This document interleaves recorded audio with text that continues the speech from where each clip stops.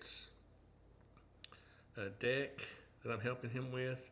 At one time, well, when he first bought this house, this is their first house, him and Courtney, and they just got married a little while ago, and it had these two small decks on it, and he wants to get rid of those and build one deck.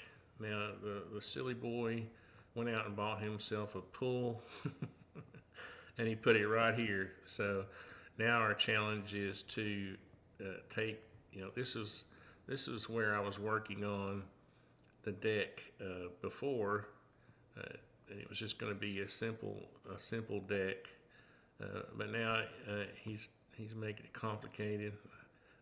I'm just kidding, Barret. And we've got to wrap this deck around the pool, and I'm going to try to keep it as simple as possible. And he wants to make it 18 feet in this direction away from the house, and then this will come over.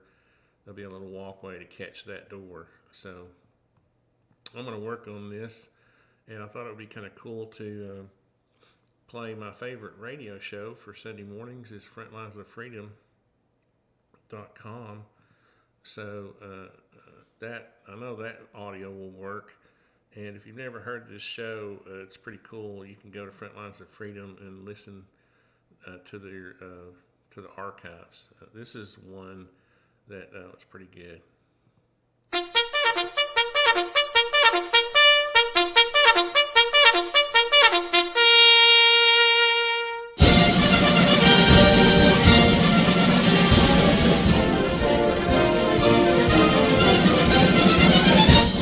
Greetings, warriors, veterans, and America-loving citizens from sea to shining sea. Welcome to Frontlines of Freedom. I'm Colonel Denny Gillum.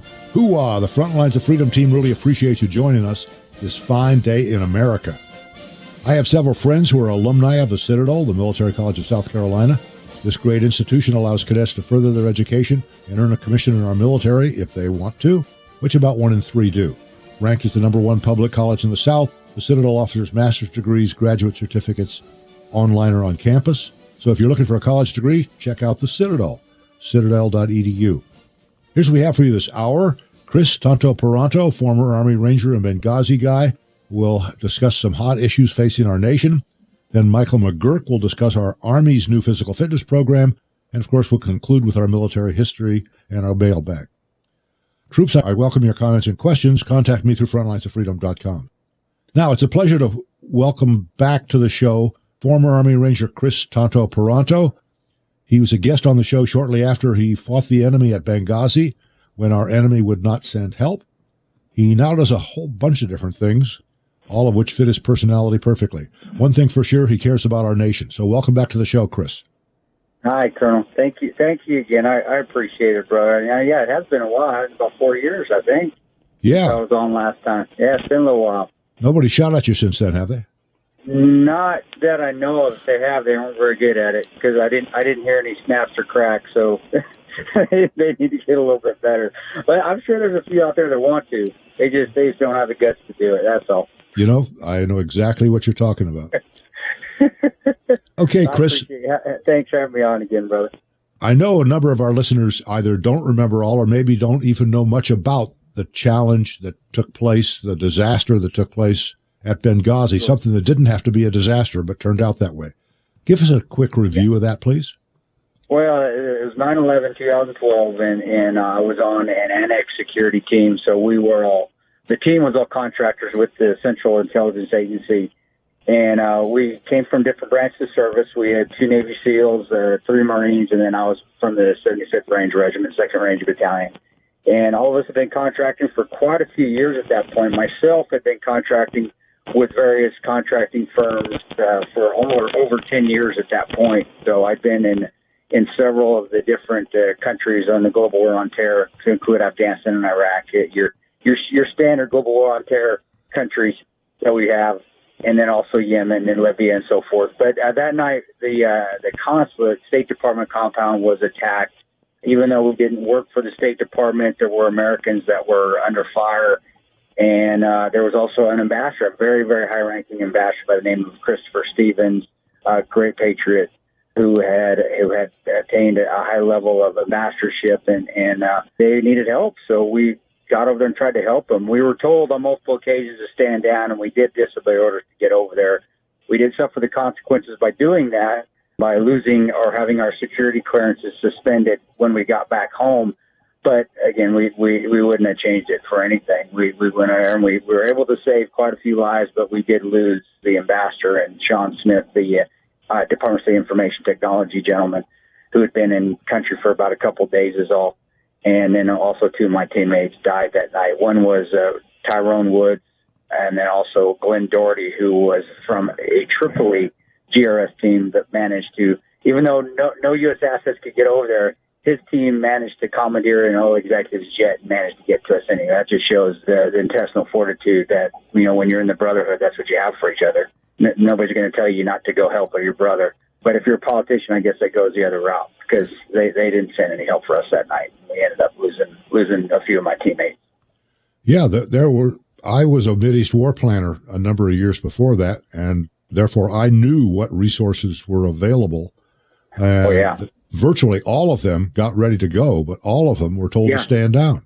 That's correct. And that's what I want at least people to know, that the guys on the ground, the pilot, the Fast Company Marines, there was a Delta unit, there was a 10 Special Forces group, a Commander's Extremist Force team, the guys, the ground pounders, they were ready. They were actually jocked up. They had their gear on, sitting by their assets to get to us to go, whether it was fixed wing or rotary wing aircraft to get to us.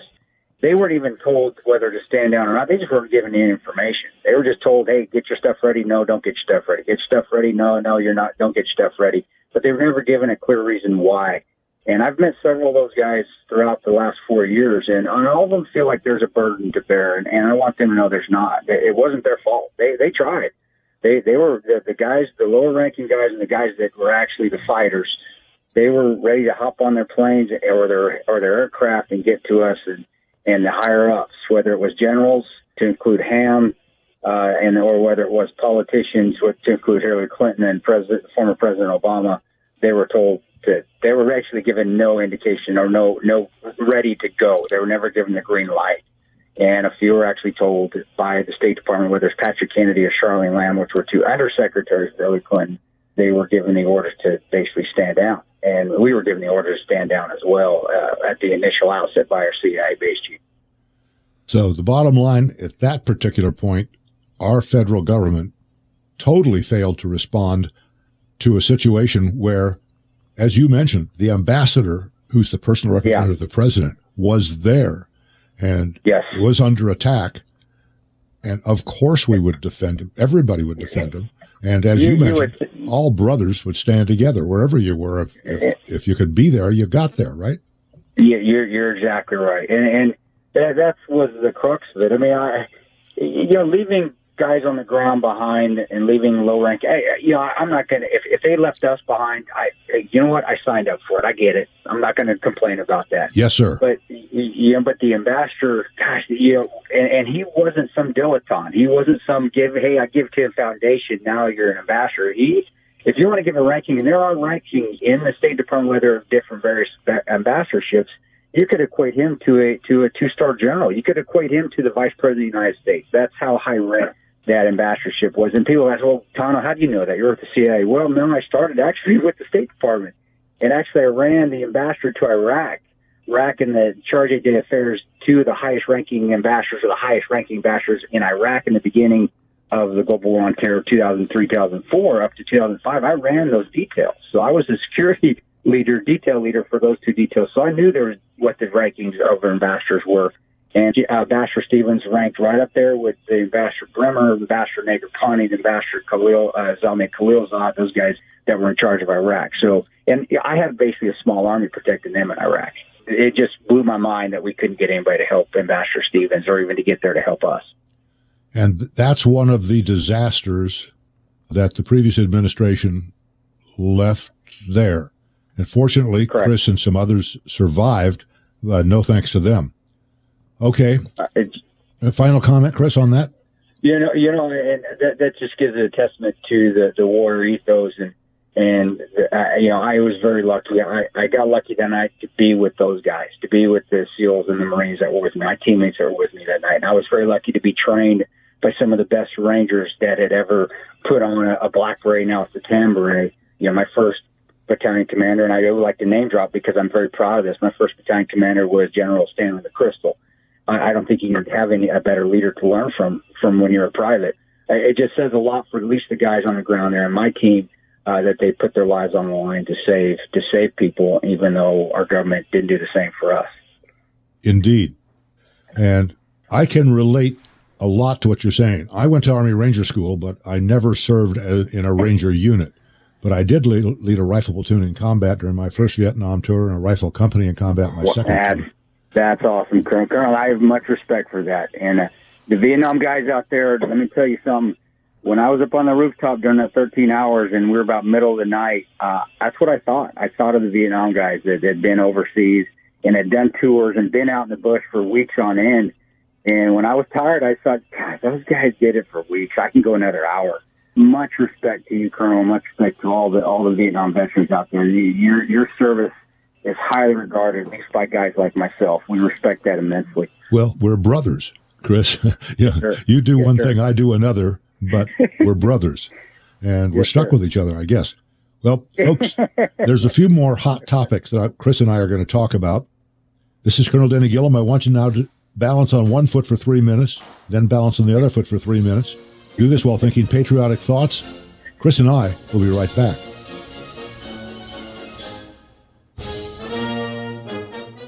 So my wife came back from going to the store, so I had to pause that. You probably heard her making noise. But anyway, I think the best thing to do is, I got myself a little confused because I had these 16 footers on here. If he wants it 18 feet, I think the best thing to do is just go back to where maybe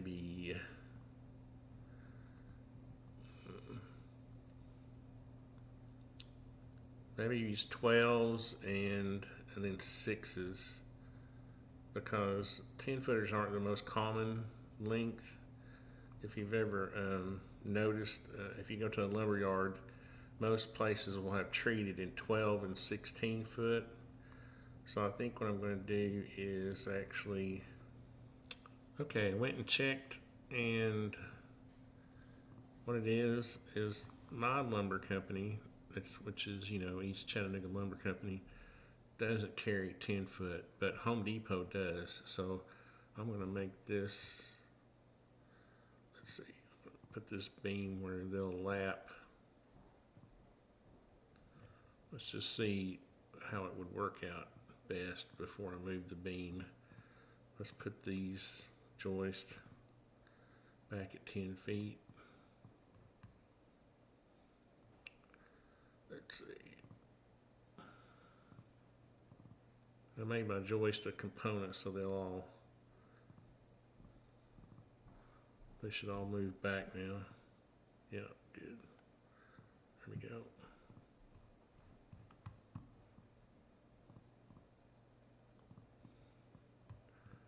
And I made this major group. Well, I thought I had. Yeah. I made this major group or the major portion of the joist group, so I can just come up here and do this. And it's almost like he should make it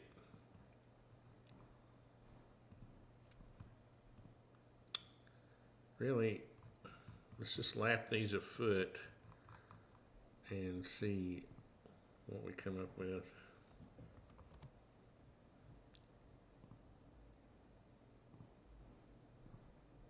You want a decent lap on them, and then in your band,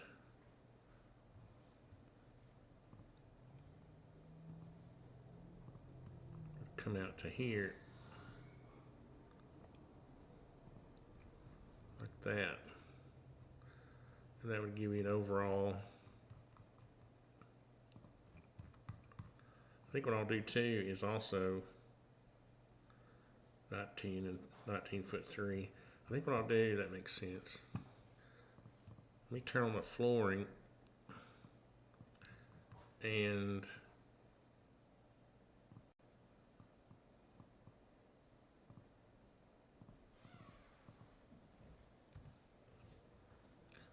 let's see how the flooring would work out. Decking, there we go. Let's just take this whole batch, copy it over.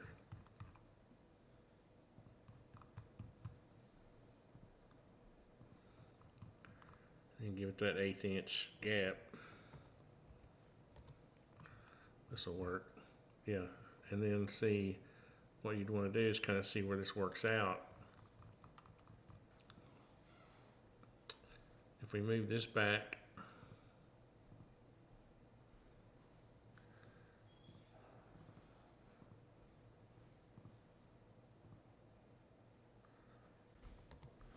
yeah, we'll do that.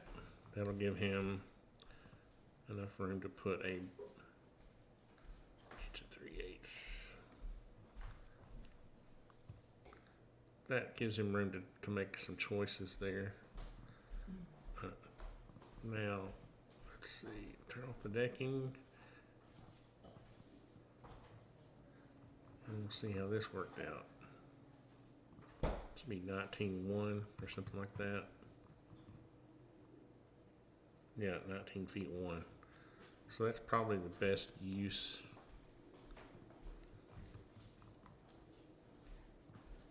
of the joist. Oops.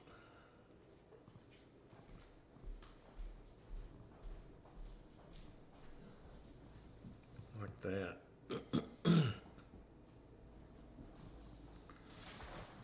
And then we would put this in the center, back 6 inches.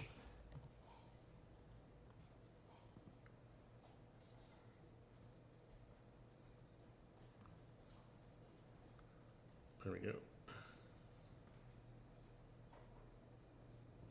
Like that. That's going to look good, I think. That makes the most sense. I'm just going to run this back.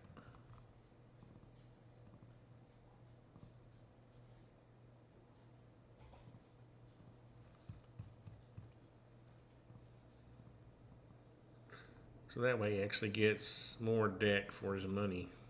Then the question is whether he just puts this other beam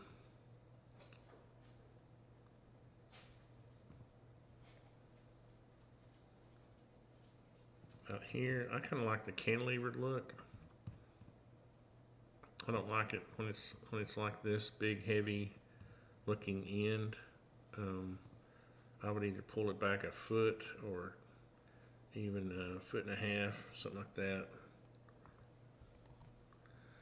and let it cantilever. I think that looks better. And that kind of goes back to this whole thing of maybe you use 2 different lengths of joist, but I'm trying to keep it simple where all these are 10-footers now. So this would just be a 10-footer that's cut.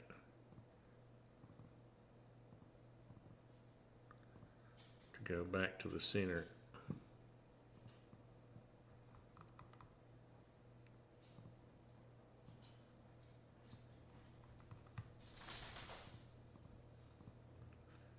Then you'd have another one. That's why I didn't make this a component, because I want to be able to treat it separately.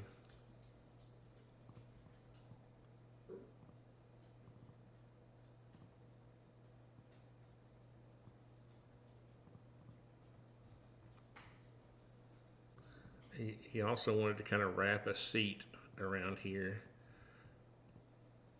But I think what I'm going to do is, let me work on this a little bit more. I'm going to turn the radio show back on, and when it's done, I'll come back. This is Marine Vet Skip Corio with your home defense tip of the week. You hear the sound of breaking glass at 2 a.m. What should you do? Many people get a flashlight to investigate, but that could get you killed. Get your firearm immediately. Take up a defensive position in your safe room, then call 911 and wait for the police to arrive. The police can do the job they were trained for, and you and your family can stay safe.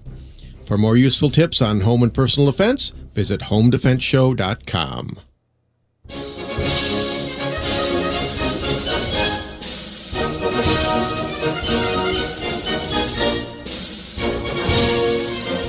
This is Colonel Danny Gillum. Thanks for joining us today on Frontlines of Freedom. We're continuing our conversation with Army Ranger Chris Tanto-Paronto. Chris, one of the things that bugs me about our military today, something that began during the last administration, but it's continuing today, and that is women, not women in the military. They do a great job in the military, but women in close combat units, infantry, armor, special ops, Rangers, SEALs. Sure. I know I'm weird about this, but I think there's a difference between men and women, and it's more than just the plumbing, and it has to do with strength and sustainability. What are your thoughts? Well, I never served with a woman in the unit. In fact, when I was a Ranger Battalion, there was, or even this, just infantry in general, it wasn't allowed. It just was, and whatever rules were set forth, I didn't argue with them. But I'll tell you, women they're tough. Don't get me wrong, the ones that have gone through Ranger school, they have been put through the ringer, and they've been recycled and recycled and recycled until they pass. Now, that's where I have a problem. If physically, mental toughness, women have it. My wife is an All-American volleyball player. She is incredibly strong. She has bigger arms than I do. What I have a problem with is that if you're not meeting the standards, and if you have to continually get recycled and recycled and recycled, and you're not meeting the standards, then you shouldn't pass. That should go on both sides. Doesn't matter if you're a man or a woman. That's what bothers me. Now, if I was in a unit and was serving I wish I could tell you, Colonel, and tell you, hey, you know what? They're not passing. They're not cutting the mustard. I would be doing everybody a disservice by saying that because I'm not there. I don't know what they're doing. But I can tell you just from my experience and speaking with guys that have gone through Ranger school in the past year with women, they're giving a multitude of chances just to pass the small unit tactics. And that bothers me because that's the crux of being a Ranger. That's a part of it, just being in infantry, let alone getting up to special operations. You got to know your small unit tactics. And if you're not passing those lanes, but you're getting multiple chances, more than you should be allowed to, well, yeah, I have a problem. And that goes for men, too. If that's going on with men, well, then the standards have changed. Now they've been lowered, and our forces are now getting weaker because of that. And then also, you just have to watch out because it doesn't matter who it is, you alpha males, alpha females, you get women and men in the same unit, especially in those high-stress units, Colonel, and you're going to have fraternizations, and that brings units down. Yeah, I don't care what people say, it's not going to happen. It's going to happen if it already isn't happening. You mean a sergeant telling people, well, just don't fraternize? That won't do it? With a couple of with a bunch of 20-year-olds? You're kidding me. I know exactly. It just doesn't work. You can have them qualify all day. They're just not going to listen. And then you're going to have people, the standards being lowered again. I do think it messes with the standards. But that being said, there is a little asterisk there. Chris Tanto-Paronto has never served with a woman in his unit, whether it be in a special ops unit or whether it be in a paramilitary unit with a CI. I never have. So I cannot for say with 100% certainty, yes, it's affecting the morale of the unit. I can say that I've seen fraternization happen within units, and that was in units that didn't have women in them, and I've seen it outside with other units within the same base. I just see it happening, and I do see that destroying units. That destroys the morale. It destroys the trust. That's a possibility. That's a strong, strong possibility. But I don't think the military's looking at that because I think they turn a blind eye to it. And Colonel, you've probably seen it too in your time, and they do turn a blind eye to it. Political correctness. Exactly. And it kills everything and it weakens everything. And that's just how it is. And we just aren't learning from that because we're not even being fair. I can't even say we're being fair. We just have to be politically correct. And being politically correct does not mean fair. In fact, it means just the opposite. I'm of the opinion that the military should not make any changes unless it makes the military more combat ready. I think the only purpose to have a military is to kill people and break things. And the better we are at it, the less people want to mess with us. That makes sense? And then the less people actually die because then people don't want to mess with us. Exactly. We don't have to go to war. And then we don't get stuck in 20-year war like we are now. Yeah. You're exactly right. Yeah, I completely agree. But we gave up that will to win. And what I see my history is we went to Vietnam War not wanting to win, and we've just suffered since from there. And I still think reading from my history, and I studied the Ranger history immensely from the hunter-killer teams there in the companies. I don't think we should kick the crap out of Viet Cong there in Vietnam. I don't think we lost it all. The media said we did. What do they know? I don't think so. But I also see that now we don't go to wars to win anything. We go there to change governments. We go there to be politically correct. We go there to win hearts and minds, and not win hearts and minds to win the war. Win hearts and minds because we're going to look better in the world. Go there to win and then get out. And we're done. Let's just do that. And then nobody's going to want to mess with us. But we just don't do that anymore because we got politicians running the military now as well. This is Colonel Danny Gillum on Frontlines of Freedom. We're talking with Chris Tanto-Paronto. Chris, one of the things you do now is you teach and advocate training with firearms. I think that individuals should have, if they feel competent, firearms and be well trained in the use of them. And because I know that you teach that, will you talk about what you teach? Oh yeah, of course. You're exactly right. I even tell my family here, you don't depend on law enforcement to get to the house. You got trouble. They're not going to be here for a while. You got to take care of yourself. And 5 minutes is a lifetime. Anybody that's been shot at or been in combat or been under duress, 5 minutes, it can go from your living to your dead. And I do teach that and advocate the Second Amendment, advocate arms at my house too, with my family, my children, and my wife. But we do teach anything from the basic to advanced. I've taught we do basic pistol where first-time users come in, and it's so wonderful seeing them. They come in, they're afraid of guns, and at the end of the day, they're loving it. They're having a great time, and their confidence levels have just gone skyrocketed. I have had one lady that went through the basic course. She couldn't even rack a slide of a pistol. She couldn't even do what she needed to do. And then she's progressed the last 3 courses she's been through. Now she can walk and shoot. She came through the very first level of our active shooter course. And she has so much more confidence. She even told me, because she goes out and she looks for crystals and gems out in Colorado, and there's claim jumpers out there. She says they're very dangerous. She goes, I'm not even scared anymore. I get out there. I have my concealed license. I have my gun. I know how to use it. I know how to use it efficiently. I know I can shoot, and I have so much more confidence out there on my own. That is the essential right there. It's confidence. It's building that confidence. So getting from a basic to your just very first time shooter to I have what we call an advanced gunfighter course in Oklahoma, where I'm going to PT a little bit at the beginning. I'll do some log PT, and then we do a lot of stress lanes, a lot of shooting and moving and shooting with pistols and rifles, and also get into basic room clearing. So at all levels, and we get anybody from special ops guys to your first time shooters, depending on the course. And it's fun for me because I do enjoy it, and I do care about people's progress. And it's so nice when people gain that confidence with the firearm when they first were worried about it. And they see that also they look at a guy like myself, and I have another ranger that teaches with me from 1st Ranger Battalion. His name is Ben Morgan. And I have a couple other instructors, an MMA instructor, Benny Glossop, and a former Denver police officer by the name of Larry Stevenson, my teammate. They see that we're actually super nice guys, and we smile and we laugh. And not every guy that carries a gun is not that stereotypical that you're going to see on MSNBC, just some jerk that wants to shoot and kill everything. That's not us at all. In fact, that's the last thing we want to do, but we want to prepare you for it. Amen. And they see that, and they say, you know what, this is not a bad thing. This is a hunk of metal. The person behind it can be a bad person, but this hunk of metal, this is not me. I'm still me, but I'm utilizing it, and I have confidence to even protect myself and protect my family. And that's a wonderful thing to see. Just the smiles. I love it, and I get a kick out of it. I really do. I could not agree more. Chris, we're out of time, but tell listeners, if they wanted to reach out to you, learn more about what you're doing, how can they do that? Sure. I have a website. It's ChrisTontoPerano.net, and it's TANTO, not TONTO, like the Lone Ranger and Tonto. But ChrisTontoPerano.net. And you go on there, and you have all the navigation. My company's called Battle Line Tactical. It means nothing, guys. I actually just couldn't think of a name, so I just put a couple words together. That's the Ranger in me. I don't care. I'll put a couple words together. But it's Battle Line Tactical, and we also have a Facebook page and all that other social media that you have to have nowadays to market yourself, even though I really hate social media, but it's a necessary evil. It's there. It's there if we need it. And then, every once in a while, if they want to call into your show, you've got it there, Colonel, and please pass on the information to them. If they ever call in your show and ask for it, please do.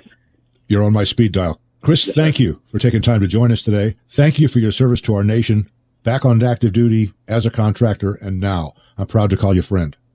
Yes, sir. Thanks, Colonel. Rangers lead the way, sir. I really appreciate it. Coming up next on Frontlines of Freedom, we'll discuss our Army's new physical fitness test, and we'll open our weekly mailbag. This is Colonel Denny Gillum on Frontlines of Freedom Troops. It's time for one-arm push-ups. Do 18 with each arm, and stand at ease, but stay in the area. I'll be right back.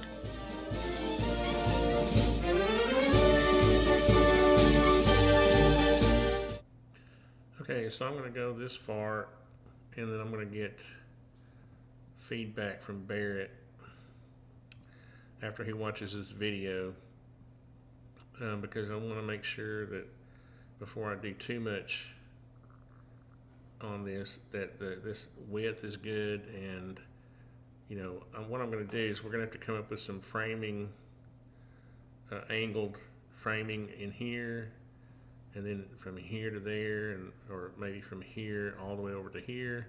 And then our deck boards are just going to have to be notched around.